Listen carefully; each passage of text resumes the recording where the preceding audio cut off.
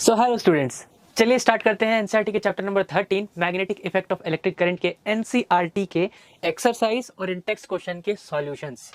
तो मेरे साथ बने रहिए और बनाते रहिए। Physics is all about theory plus numerical as well. चलिए देखते हैं।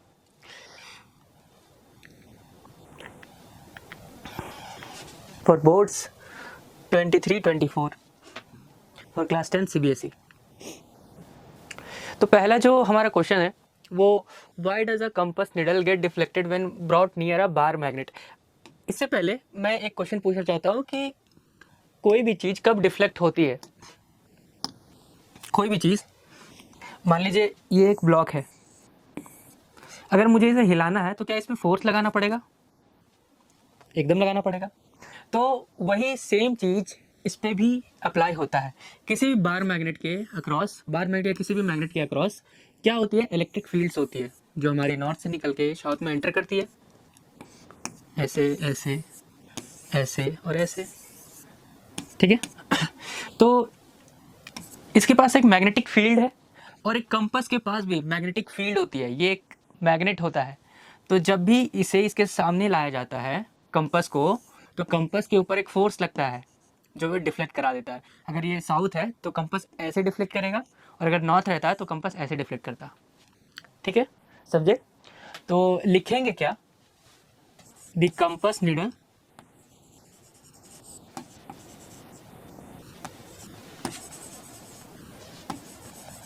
get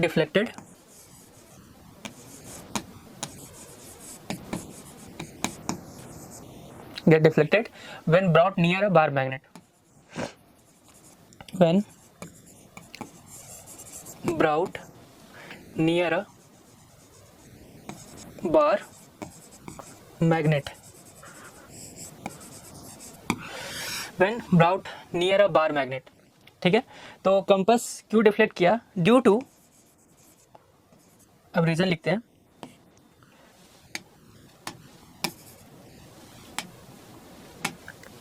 ड्यू टू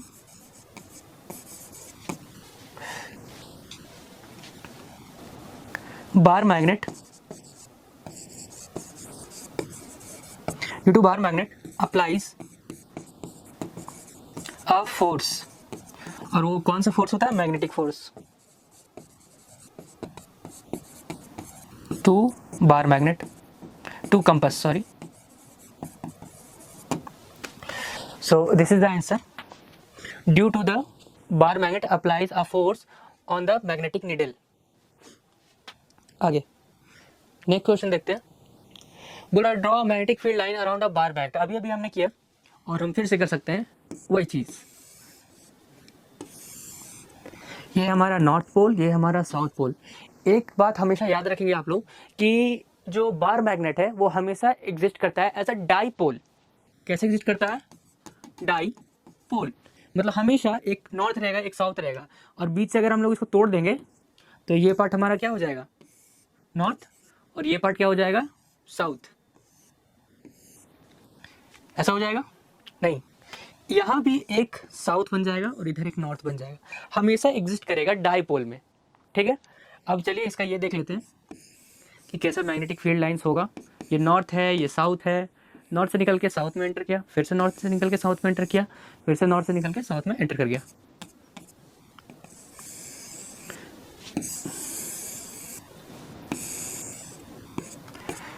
ऐसे। और इनसाइड क्या होता है? साउथ से नॉर्थ में जाता है ऐसे।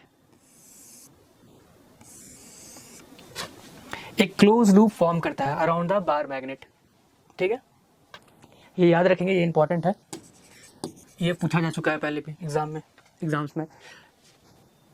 और inside the bar magnet uniform होता है मैग्नेटिक फील्ड लाइंस। इसका मतलब वो जितना फोर्स यहाँ पे लगा सकता है उतना फोर्स यहाँ पे होता है, यहाँ पे, यहाँ पे। इनसाइड द बार मैग्नेट हर जगह पे वो सेम फोर्स लगा सकता है। आगे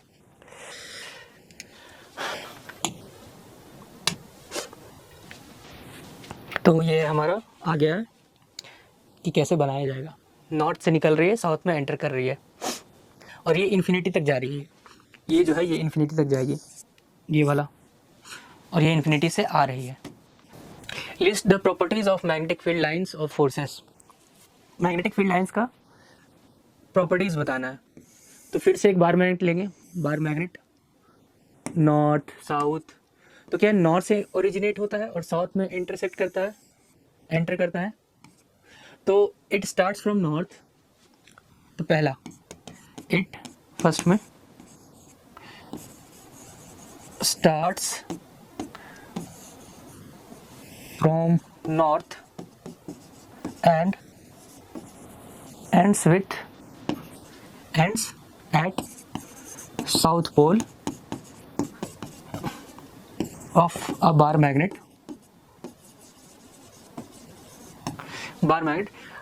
of a bar magnet।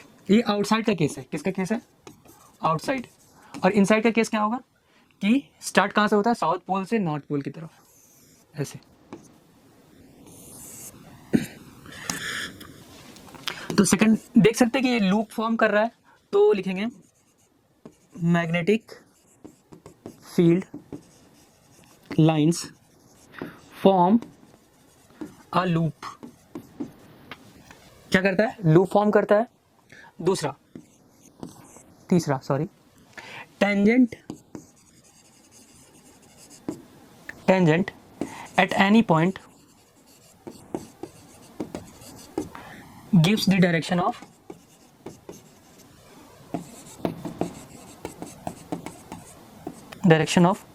magnetic field। अच्छा, कुछ बातें, कुछ एक्स्ट्रा पॉइंट्स हम लोग यहाँ पे नोट कर लेंगे। Points about magnetic field. पहला कि मैग्नेटिक फील्ड को रिप्रेजेंट करते हैं बी से। दूसरा, ये एक वेक्टर क्वांटिटी होता है, मतलब इसके पास क्या होता है? मैग्नीट्यूड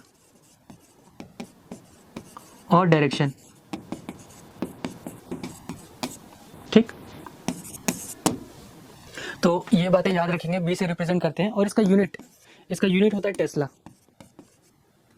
जिसको कैपिटल टी से रिप्रेजेंट करते हैं। जैसे वर्क का यूनिट जूल होता है, तो वैसे ही मैग्नेटिक फील्ड का यूनिट टेस्ला होता है। समझे?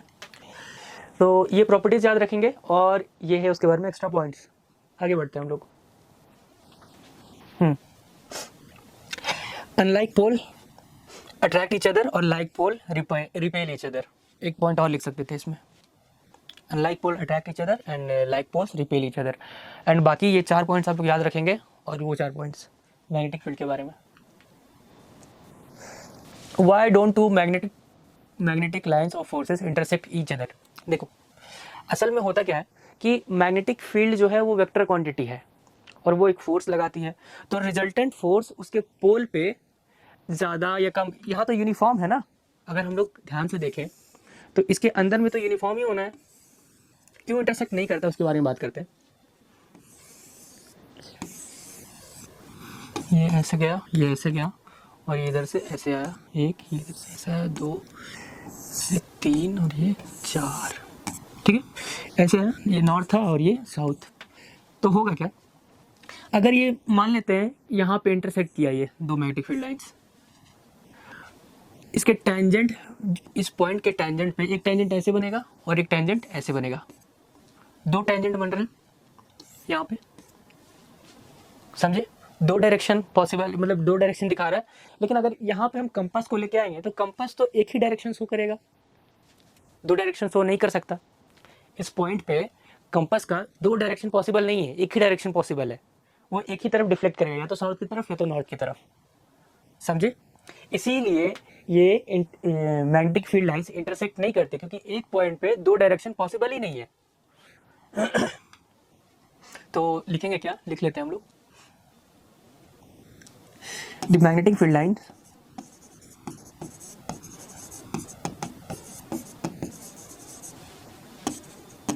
never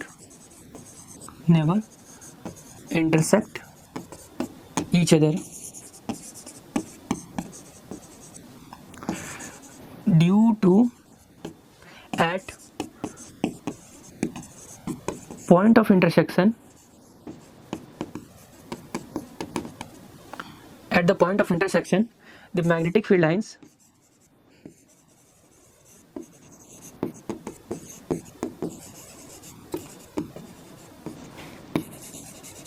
have different direction, have same direction of two different magnetic field, have same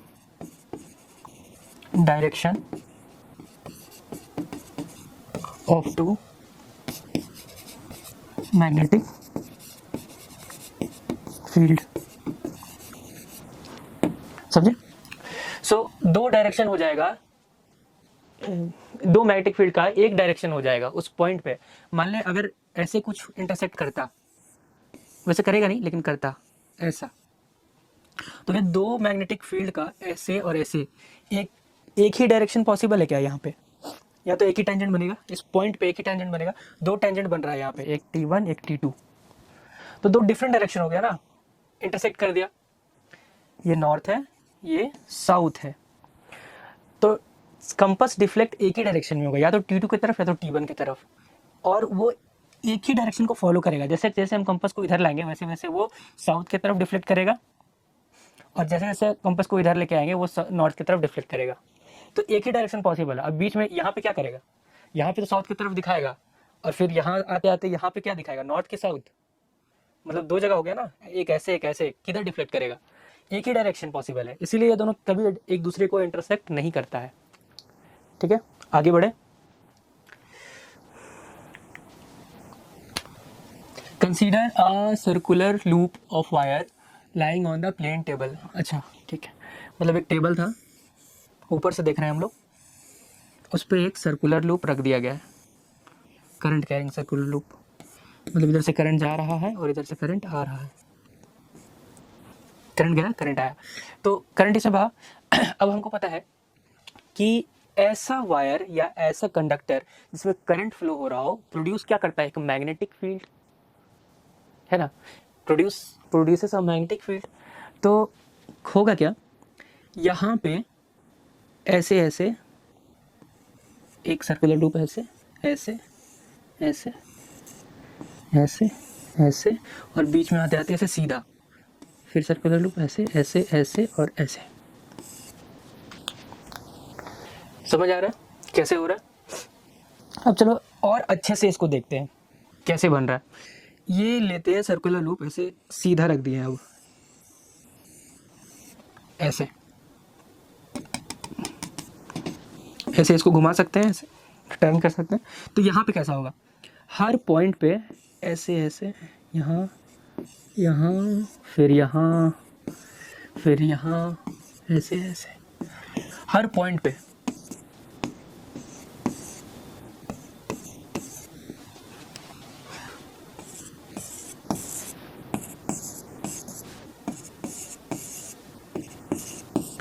concentric circles बनाएगा, क्योंकि अगर हम ध्यान से देखें चीज़ों को, तो एक स्ट्रेट वायर के लिए इसमें करंट फ्लो हो रहा हो, वो तो ऐसे ही बनाता है ना कंसेंट्रिक सर्कल्स। तो हर पार्ट, यहाँ से यहाँ तक ये सीधा है, यहाँ से यहाँ तक ये सीधा है, यहाँ से यहाँ तक ये सीधा है, छोटे छोटे छोटे छोटे छोटे छोटे स्ट्रेट लाइन से मिलकर बना होता है ये सर्कुलर लूप। तो हर छोटे के लिए एक ये रहेगा। तो वैसे ही मैग्नेटिक फील्ड इधर से जाएगी, अंदर जाएगी, और यहाँ से बाहर निकलेगी, यहाँ से अंदर जा रही है, यहाँ से बाहर निकल रही है, डॉट। जब भी कभी ये जो मैग्नेटिक फील्ड है अगर अंदर की तरफ जा रही है इनटू द प्लेन, तो ऐसे दिखाते हैं, ये होता है into the plane, into the plane. और जब भी कभी बाहर निकल रही होती है तो ऐसे डॉट दिखाते हैं, outside the plane, outside the plane.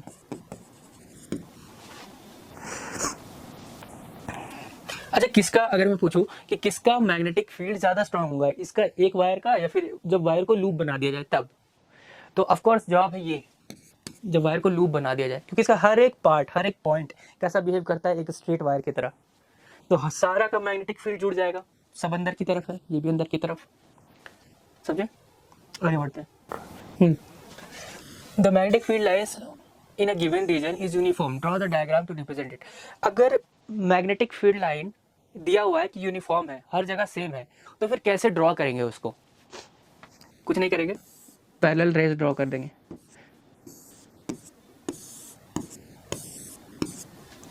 इस रीजन में सारे मैग्नेटिक फील्ड्स पैरेलल है, और ये इतने दूर दूर नहीं होते, एकदम पास पास में, एकदम ऐसे ऐसे ऐसे करके पूरे रीजन में ऐसे भरे होते हैं। तो ये क्या है, यूनिफॉर्म मैग्नेटिक फील्ड। और ये कहाँ देखा जाता है, एक सोलिनॉइड में। एक सोलिनॉइड में करंट ऐसे पास कर रहा है,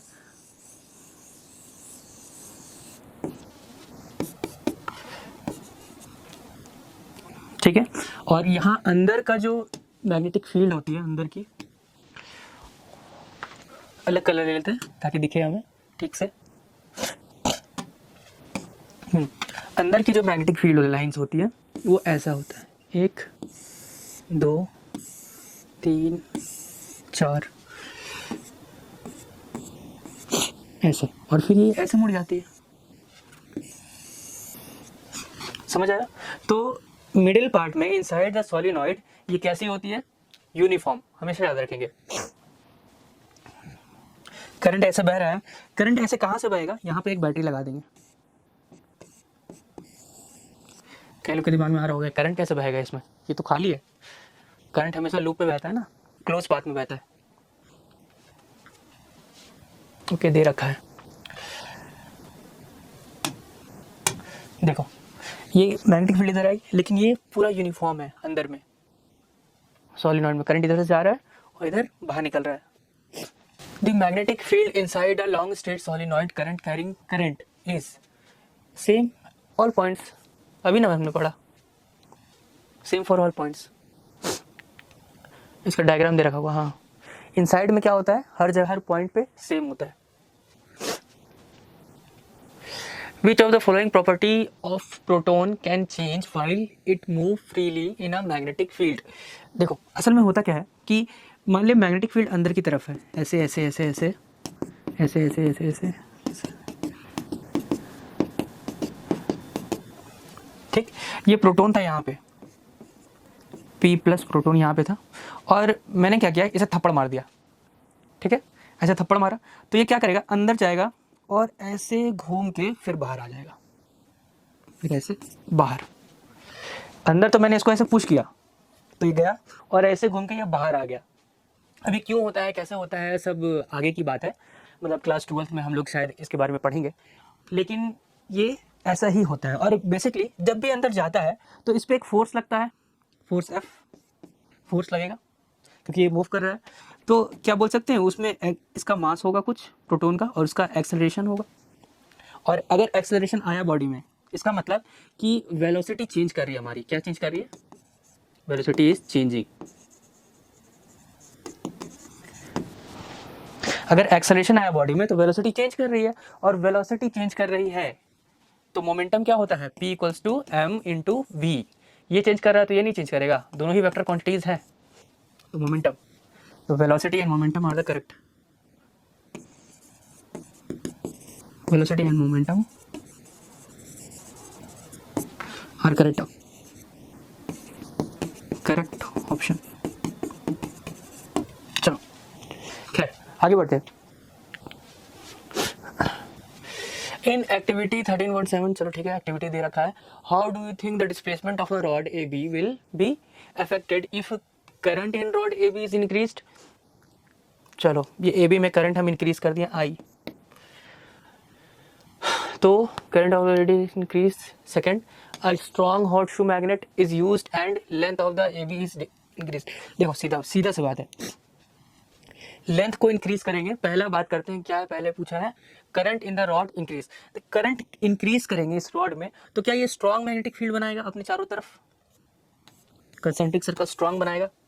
जैसे जैसे करंट इंक्रीज करेंगे तो मतलब ये ज्यादा डिस्प्लेस होगा इस हॉट शू मैग्नेट से। तो पहले के लिए क्या होगा,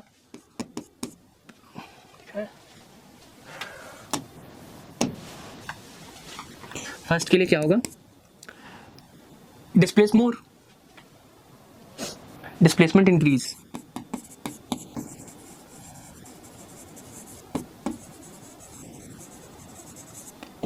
डिस्प्लेसमेंट इंक्रीज। सेकंड के लिए due to magnetic field increase.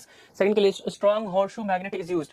अब इसका मैग्नेटिक फील्ड बढ़ाओ या इसका मैग्नेटिक फील्ड बढ़ाओ, दोनों ही केसेस में डिस्प्लेसमेंट क्या होगा, ज्यादा होगा। इसमें भी डिस्प्लेसमेंट इंक्रीज।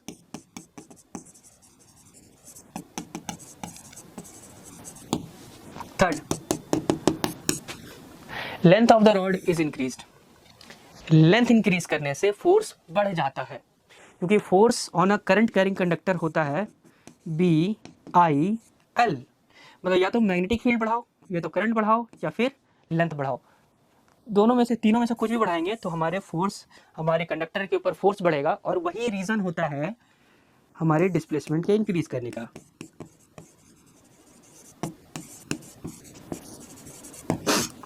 फोर्स ऐसे निकालते हैं किसी कंडक्टर में। मैग्नेटिक फील्ड पता होनी चाहिए, करंट पता होनी चाहिए, और लेंथ पता होनी चाहिए।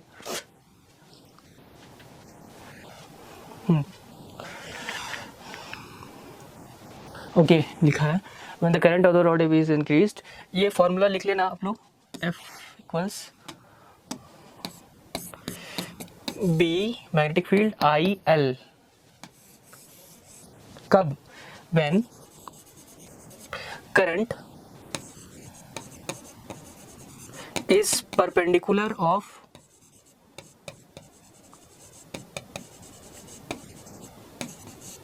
magnetic field lines, magnetic field lines। जब परपेंडिकुलर हो तो यही फॉर्मूला यूज होगा। चलिए स्टूडेंट, देखते हैं क्वेश्चन नंबर 9 क्या लिखा है। A positively charge alpha particle projected towards waste is detected towards north by magnetic field। ठीक है, the direction of magnetic field is okay। तो हमने पढ़ा है फ्लेमिंग्स लेफ्ट हैंड रूल। ये क्या होता है? डायरेक्शन ऑफ फोर्स, ये डायरेक्शन ऑफ मैग्नेटिक फील्ड, ये डायरेक्शन ऑफ करंट। तो अल्फा पार्टिकल पॉजिटिवली चार्ज है, क्या रखा है क्वेश्चन में? अल्फा पार्टिकल कैसा है? Positively charge. तो जिधर पॉजिटिव चार्ज होता है उधर ही करंट का डायरेक्शन होता है। इसका मतलब करंट का डायरेक्शन किधर है? Due west. करंट का डायरेक्शन ड्यू वेस्ट है। और फोर्स किधर लग रहा है? डिफ्लेक्ट किधर हुआ? Towards north. नॉर्थ डिफ्लेक्ट हुआ ये। तो ये हमारा मैग्नेटिक फील्ड का डायरेक्शन होना चाहिए। अब दिक्कत है कि हम लोग को बताना है साउथ की तरफ, ईस्ट की तरफ, डाउनवर्ड या अपवर्ड, दो चीज। अगर नॉर्थ ये है, नॉर्थ है ना, हाँ, नॉर्थ है और ये वेस्ट है, तो इसके अपोजिट ईस्ट और इसके अपोजिट क्या होना चाहिए? नॉर्थ के अपोजिट साउथ। और हम लोग देखते हैं 2D लेवल पे, मतलब प्लेन पर देखते हैं किसी भी डायरेक्शन को, मतलब ऐसे। ये है हमारा करंट का डायरेक्शन और ये है हमारा फोर्स का डायरेक्शन। तो हमारा जो मैग्नेटिक फील्ड होगा वो अपवर्ड होगा, ये upward.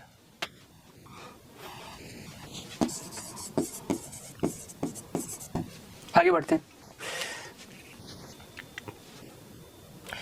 State Fleming's left hand rule. Fleming का लेफ्ट हैंड रूल बताना है। चलो, तो हम लोग करना क्या होगा? Stretch thumb, forefinger and middle finger,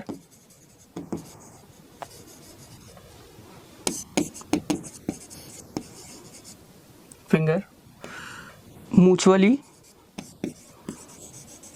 perpendicular।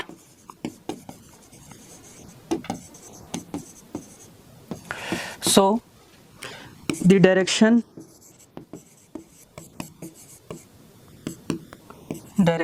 of magnetic field will be given by forefinger, direction of current given by middle finger, or the direction of magnetic field and force is given by thumb। And तीनों एक दूसरे पे perpendicular होता है। जैसे कि हम लोग यहाँ देख सकते हैं कि ये क्या दे रहा है? डायरेक्शन ऑफ मैग्नेटिक फील्ड या फिर मैग्नेटिक फ्लक्स। दूसरा, ये है फोर्स का डायरेक्शन और ये है direction of current. Fleming's left hand rule, तो ये याद रखेंगे, ठीक है? या मैंने लिख दिया आपके लिए, आप लोग भी मेरे साथ साथ लिखते रहे अपनी कॉपी में, जिससे आपका भी इंटरेस्ट थोड़ा बना रहे। आगे बढ़ते हैं। What is the principle of an electric motor? हाँ, एक चीज़ और मैं बताना भूल गया इसमें कि ये यूज़ क्यों होता है, कहाँ यूज़ होता है। ये इलेक्ट्रिक मोटर के लिए यूज़ होता है। जो हम लोग मोटर घर में यूज़ करते हैं ना, motor is a device which converts electrical energy to mechanical energy, MEC, निकल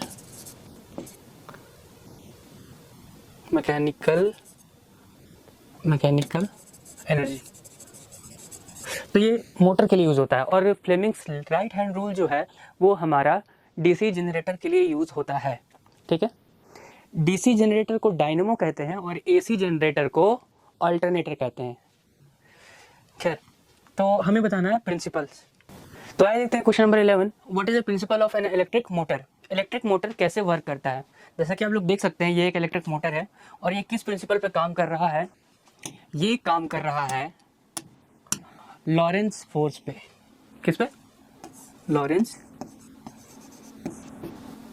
TZ, लॉरेंस फोर्स। क्या कहता है लॉरेंस फोर्स, आइए देखते हैं।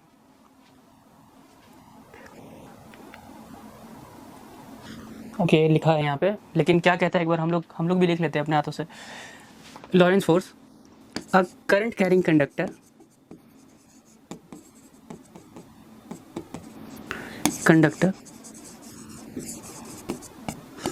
when placed in a magnetic field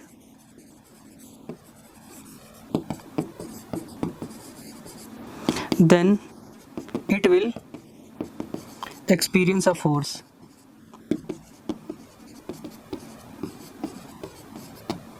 ठीक है, it will experience a force, इसी पे काम करता है। आगे देखते हैं। The principle of an electric motor is when an electric current is passed through a conductor placed in a magnetic field, a force is acting on the conductor. This force is known as Lorentz force and it is perpendicular to the both magnetic field and the electric current। तो ये answer आपको लिखना है। ठीक है, आप चाहो तो स्क्रीनशॉट ले सकते हो। आगे बढ़ते हैं हम लोग। तो चलिए आपने बढ़ते हैं क्वेश्चन नंबर 12 की तरफ। What is the role of the split ring in the electric motor. Electric motor में जो स्प्लिट रिंग क्यों दिया जाता है। तो इलेक्ट्रिक मोटर असल में लेता है AC है। क्या लेता है? अल्टरनेटिंग करंट लेता है। मतलब उसका एक हिस्सा पॉजिटिव और एक हिस्सा नेगेटिव, ऐसे पॉजिटिव नेगेटिव। तो स्प्लिट रिंग क्या करता है, ये दोनों यहाँ से अलग रहता है। अगर एग्जाम में बोला जाए डायग्राम बनाने के लिए तो बस कुछ नहीं करना है, यहाँ पे दो मैग्नेट बनाएंगे या फिर हम लोग क्या कर सकते हैं कि एक हॉर्स मैग्नेट बना सकते हैं पीछे, ऐसे इसको मिला देंगे। फिर यहाँ से दिखाएंगे कि ये हिंज है और यहाँ एक रिंग इधर और यहाँ से अटैच रहेगा ये। बस ये करना है। तो फोर्स अगर ये पॉजिटिव है एक एंड, इसका तो हमेशा एक पॉजिटिव एक नेगेटिव रहेगा। तो इसको घुमाने के लिए एक ही डायरेक्शन में हर हाफ साइकिल में, हर आधा साइकिल में मेरा भी जो है वो चेंज होना चाहिए। हर आधे साइकिल में मेरा जो डायरेक्शन ऑफ करंट है वो चेंज होना चाहिए, तब तो उसमें लगने वाला फोर्स भी चेंज होगा। तो होता क्या है, the split ring is used to reverse the coil's current direction. ठीक है, the coil's current must be reverse in the order to fit continue rotating in the same direction. As a result the direction of the couple rotating coil remains the same after half rotation. आधे rotation के बाद current तो change हो गया, लेकिन चूंकि split ring भी change हो गया है तो करंट सेम ही डायरेक्शन में फ्लो करेगा और ये इसको अगर नीचे खींच रहा है तो ये इसको ऊपर ही खींचेगा। कपल चेंज ना हो जाए। कपल किसको कहते हैं कि दो फोर्सेस हैं इक्वल एंड अपोजिट और उसका लाइन ऑफ एक्शन, एक का लाइन ऑफ एक्शन ये है, एक का लाइन ऑफ एक्शन ये वाला है यहाँ पे। तो ऐसे ये घूमता है, कपल ही घुमाता है सबको।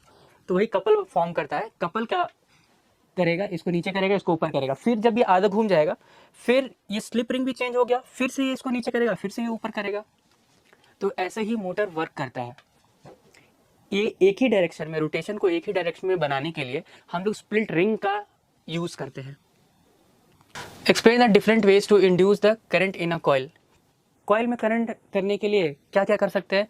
बेसिकली फ्लक्स चेंज होना चाहिए। फ्लक्स क्या होता है, एक ये लीजिए आप, एक एरिया लीजिए, इससे perpendicular magnetic field lines draw कीजिए, draw perpendicular magnetic field lines. तो जितना भी परपेंडिकुलर पास करेगा एरिया वेक्टर से, जितना भी पास करेगा, area is a vector quantity, याद रखेगा, जितना भी परपेंडिकुलरली मैग्नेटिक फील्ड पास किया, इसको इसका फ्लक्स बोलते हैं। फ्लक्स को चेंज होना जरूरी है मैग्नेट इलेक्ट्रिसिटी जनरेट करने के लिए, और वो इलेक्ट्रिसिटी हमेशा एसी होगा, अल्टरनेटिंग करंट। खैर आगे देखते हैं। तो एक तो या तो एरिया चेंज करना पड़ेगा, इसका एरिया ऐसे घुमा देंगे तो चेंज हो जाएगा।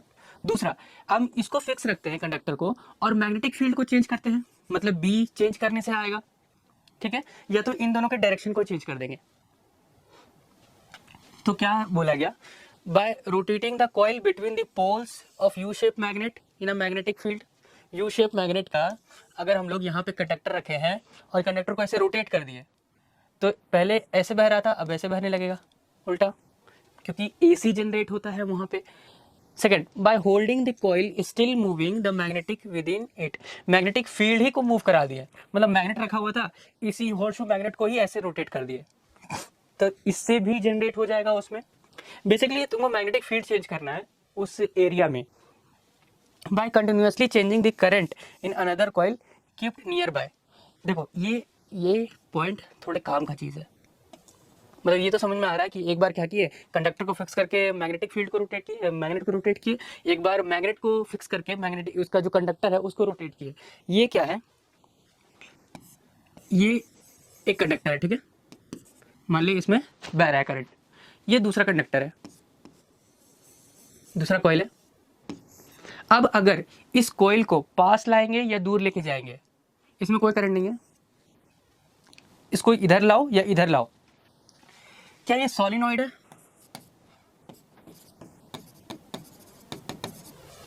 तो अगर पास लेके गए तो ये सॉलिनॉइड नंबर 1 है, ये सॉलिनॉइड नंबर 2 है, तो इस वाले सॉलिनॉइड की वजह से इसमें मैग्नेटिक फील्ड ऐसे ऐसे इसको कट करेगा, और जैसे जैसे इसको पास लाएंगे या दूर लेके जाएंगे, इसमें मैग्नेटिक फील्ड चेंज करेगा इस एरिया में, पर्टिकुलर एरिया में। तो अगर इस एरिया में चेंज कर रहा है मैग्नेटिक फील्ड, तो फिर यहाँ करंट जनरेट होगा, जेनरेट करंट। और ये सब हमको कैसे पता चला कि हाँ ऐसे ऐसे करके होगा? क्या हमने सिर्फ यही किया? नहीं, हमने एक्सपेरिमेंट किया, ये किया फिर ये किया फिर ये किया, देखा कि इससे जनरेट हो रही है। तो क्या सिर्फ यही चीज़ करने से आता है? हाँ, सिर्फ यही चीज़ करने से आता है। आप लोग बड़े होके मतलब आगे जाके पढ़ेंगे कि फ्लक्स क्या होता है, magnetic field into area vector into cos theta होता है, कॉस थीटा ट्रिग्नोमेट्री वाला, बी ए कॉस थीटा।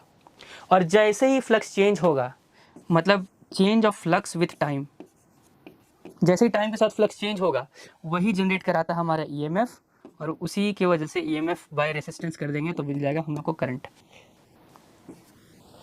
समझे? उस लूप में करंट आ जाएगा, फिर कितना आया, कितना करंट प्रोड्यूस होगा। तो इसीलिए मोटर जनरेटर में जो है वो ढेर सारा कॉइल्स बना रहता है, हर कॉइल में, हर एक कॉइल में थोड़ा थोड़ा थोड़ा थोड़ा करंट जनरेट होता है, और वो सारा मिक्स होके एक बड़ा सा हम लोग को करंट दे देता है। जो फटफटिया, मेरा मतलब वो जो जनरेटर होता है शादी में लगाया जाता है, ऐसे ऐसे करके घुमाया जाता है, वो जनरेटर कैसे इसी पे वर्क करता है कि जैसे ही मैग्नेटिक फील्ड, उसी में उसमें भी मैग्नेट्स रहते हैं, जैसे मैग्नेटिक फील्ड चेंज हुआ उस एरिया में या फिर उस कॉइल में, तो बस उसमें जनरेट हो जाता है।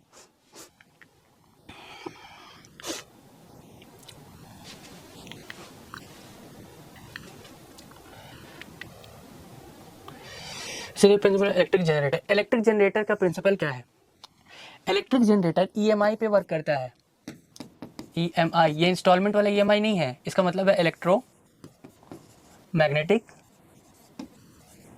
इंडक्शन। इलेक्ट्रोमैग्नेटिक इंडक्शन पे वर्क करता है। क्या वर्क करता है? देखो ध्यान से सुनो। जैसे ही ये एक कंडक्टर है, यहाँ पे ये एक कम्यूटेटर लगा है, कम्यूटेटर क्या करता है, एसी को डीसी में चेंज कर देता है। जैसे ही ये ऐसे घूमा तो इसके बीच में तो ऐसे मैग्नेटिक फील्ड है, नॉर्थ से निकला साउथ में गया, नॉर्थ से निकला साउथ में गया, नॉर्थ से निकला साउथ में गया, फिर ऐसे और फिर ऐसे ऐसे। समझ आ रहा है?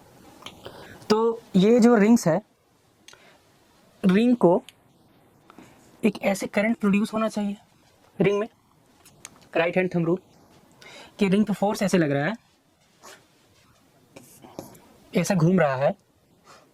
हम लोग क्या किए, इसको मैकेनिकल एनर्जी दिए जिससे ये घूमा, मतलब फोर्स लगा, और ये मैग्नेटिक फील्ड का डायरेक्शन है और ठीक इसके परपेंडिकुलर होना चाहिए करंट का डायरेक्शन, इस तरफ, समझे। ये मोशन ऑफ द करंट दिखा रहा है, इस कंडक्टर का हम बात करें, ये वाला सिर्फ इतना पार्ट का, तो ऊपर दिखा रहा है motion of current, motion of conductor, motion of conductor, ये दिखा रहा है मैग्नेटिक फील्ड का डायरेक्शन, मैग्नेटिक फील्ड, और फिर ये दोनों क्या एक दूसरे परपेंडिकुलर है, हाँ है, और फिर यहाँ से ऊपर या फिर नीचे एक करंट बहेगा, मतलब इस तरफ एक करंट बहेगा इस कंडक्टर में, और वो कंडक्टर कैसा होगा, ये डीसी है, ये डीसी जनरेट करेगा, क्योंकि देखो ये कार्बन ब्रशेस लगे हैं और ये फिर चेंज हो जाएगा यहाँ से। आगे देखते हैं। Electric generator works on the principle of electromagnetic induction, that is when the coil is rotated in the presence of uniform magnetic field, the current is induced in it. हाँ, इस करंट को क्या कहते हैं, इंड्यूस करंट कहते हैं, क्योंकि इसमें इंड्यूस हो गया उसके वजह से। फिर name some source of direct current. Direct current का सोर्स क्या क्या होता है, सेल बैटरीज और क्या, डीसी जनरेटर, फोटोवोल्टिक सेल,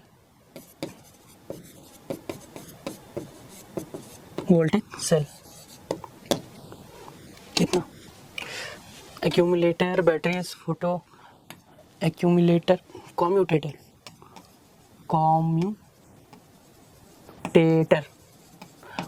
वो डीसी जनरेटर के बारे में बात कर रहा है।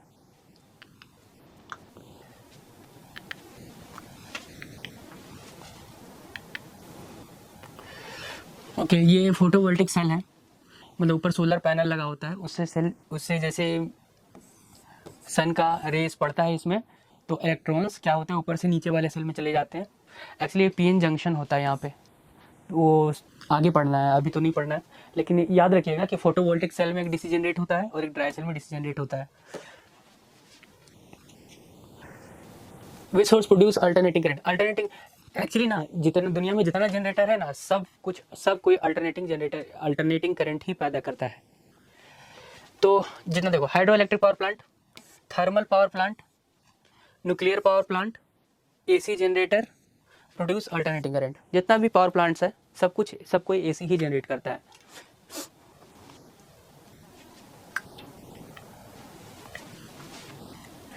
Choose the correct option. A rectangular coil of copper wire is rotated in a magnetic field.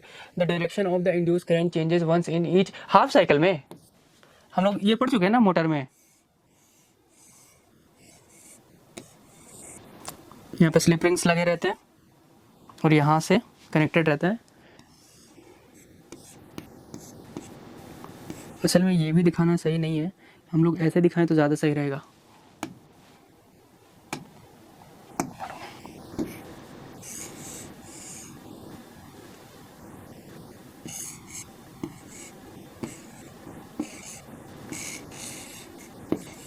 AC source को ऐसे दिखाया जाता है, ठीक है, आधा, फिर यहाँ पे एक मैग्नेट, यहाँ पे एक मैग्नेट, ये नॉर्थ ये साउथ, तो मैग्नेटिक फील्ड यहाँ से यहाँ ऐसे।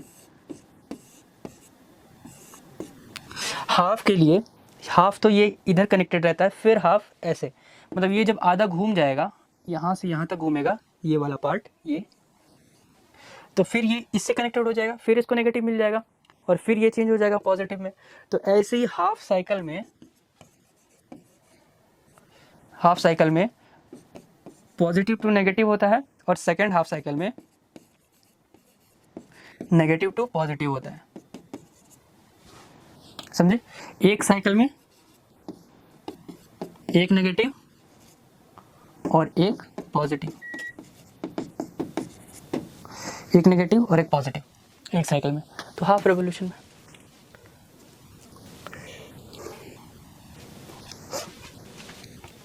नॉर्थ है साउथ है, ये ऐसे घूम रहा है, ये आधा साइकिल पॉजिटिव था और आधा साइकिल में नेगेटिव हो गया, फिर ये पॉजिटिव हुआ, आधा साइकिल में यहाँ तक पॉजिटिव रहेगा फिर नेगेटिव हो जाएगा। तो ये हाफ साइकिल में, याद रखना, में चेंज कर जाता है हमेशा, ठीक। आगे बढ़े। Name two safety measures commonly used in electric circuit. तो वैसे तो बहुत सारे एमसीबी है, ईएलसीबी है, लेकिन सबसे जो कॉमनली यूज़ होता है इलेक्ट्रिक सर्किट में सबसे ज़रूरी वो फ्यूज़ वायर है। फ्यूज़ सुने आप लोग? ऐसा दिखता है, ऐसा फ्यूज़, ऐसा। और ये भी स्मॉल में ऐसा रहता है, स्मॉल कंपोनेंट्स में ऐसा लगा रहता है, और जो घर का मीटर होता है उसके बाहर ऐसा लगा रहता है। घर के बाहर जो मीटर रहता है उसमें ये वायर होता है छोटा पतला सा, इसमें तो बहुत पतला वायर होता है, और इसमें सबसे पतला वायर लेते हैं ताकि ये जो है हम लोग का ज़्यादा करंट अलाउ कर सके। वैसे आपको एक फन फैक्ट बताऊं, ये जो फ्यूज़ है वो किस पे काम करता है? जूल्स लॉ ऑफ हीटिंग, कि H इक्वल्स टू होता है ना I² RT। तो जितना ज़्यादा करंट देंगे उतना ज़्यादा हीट जनरेट होगा, और उतना ही ज़्यादा उस वायर का स्ट्रिप को हीट झेलना पड़ेगा। जितना हीट करेंगे, और ये इतना ही कभी कभी इतना हीट हो जाता है, इतना ज़्यादा करंट आता है कि ये मेल्ट डाउन कर जाता है, तो ये ऐसा कुछ हो जाता है और सर्किट टूट गया तो फिर करंट बहेगा ही नहीं। ठीक है। और सेकंड है earthing, proper earthing. Proper earthing, proper earthing. Proper earthing किस लिए होता है? देखो, ये वाला जो हिस्सा होता है ये अर्थिंग है। अर्थिंग क्या होता है? अर्थिंग करता क्या है? वो स्टैटिक इलेक्ट्रिसिटी को ले करके ज़मीन में छोड़ देता है ताकि हम लोग को शॉक ना लगे। कभी कभी आप देखना कि वॉशिंग मशीन जो होती है उसमें कभी कभी कपड़े धुल रहे होते हैं और भीगा रहता है वो, तो जनरली उसको छूने पे एक झटका, हल्का सा झटका लग जाता है। तो इसी झटके से बचाने के लिए ये अर्थिंग दिया रहता है। लेकिन हमारे देश के कुछ जो इलेक्ट्रिकल इंजीनियर्स हैं वो ज़्यादा पढ़े लिखे नहीं होते, डिप्लोमा करके ही आए होते, तो वो ये वाला चीज़ डालते ही नहीं है। ये हालांकि डालना चाहिए लेकिन डालते नहीं है। और ये कौन से कलर का होता है ये वायर? ग्रीन कलर का, green earthing wire. Earthing wire 3 तरह का वायर होता है ना, ग्रीन, रेड और ब्लैक। रेड होता है लाइव वायर जिसमें रियलिटी में करंट आता है, और ब्लैक होता है न्यूट्रल वायर। देखो, 2 सेफ्टी मेजर, इलेक्ट्रिक फ्यूज और दूसरा अर्थिंग। ठीक है। तो अगर एग्जाम में आ जाए तो ऐसे ही लिखना है, स्क्रीनशॉट ले लो आप लोग, उसके बाद हम लोग आगे बढ़ते हैं। तो चलिए क्या क्या गिवन है देख लेते हैं। इलेक्ट्रिक ओवन है 2 किलोवाट का, मीन्स पावर रेटिंग दे रखा है 2000 वाट, और फिर डोमेस्टिक ऑपरेटेड एट, ठीक है। तो वोल्टेज है 220 वोल्ट, और जो मैक्सिमम करंट हम इसको दे सकते हैं क्योंकि रेटिंग करंट है, रेटेड करंट है, मैक्सिमम करंट हम 5 एम्पियर तक दे सकते हैं। ठीक। तो हमको पता है कि वी आई इक्वल्स टू क्या होता है? पावर। तो हमको करंट निकालना है कि करंट कितना है। जब हम इतना पावर दे दिए तो करंट कितना निकलेगा? ये है 2000 अपॉन 220, अप्रॉक्स 9 पॉइंट कितना आ रहा है, 00 ख़त्म, 9.88 एम्पेयर के अक्रॉस आ रहा है। तो 9.8 काफ़ी ज़्यादा है ये तो। इससे जो मैक्सिमम हम करंट दे सकते हैं, मैक्सिमम करंट 5 एम्पेयर है, 9.8 है, 9.7 होगा सॉरी, 9.7 एम्पेयर है, वो काफ़ी ज़्यादा है ना 5 से, तो होगा ये ओवरलोडिंग हो जाएगा, और ये हो सकता है कि जो ओवन है वो जल जाए, ख़राब हो जाए। ठीक है, वेस्टेड। तो आज की वीडियो में बस इतना ही।